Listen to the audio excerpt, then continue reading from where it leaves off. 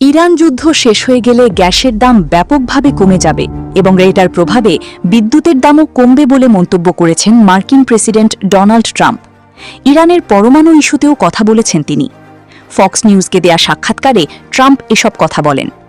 যুদ্ধে চীন ইরানকে অস্ত্র দিচ্ছে এমন খবর শোনার পর দেশটির প্রেসিডেন্ট শি জিনপিংকে চিঠি দিয়ে অস্ত্র সরবরাহ বন্ধ করার অনুরোধ জানিয়েছেন বলে জানান ট্রাম্প। জবাবে শি জিনপিং তাকে জানিয়েছেন তারা ইরানকে অস্ত্র দিচ্ছে না। ফক্স নিউজের সাক্ষাৎকারে এমনটাই দাবি করেছেন মার্কিন প্রেসিডেন্ট। এছাড়া ইরানকে পারমাণবিক অস্ত্র বানানোর অনুমতি দিলে সারা বিশ্ব ধ্বংস হয়ে যাবে বলেও মন্তব্য করেছেন ট্রাম্প।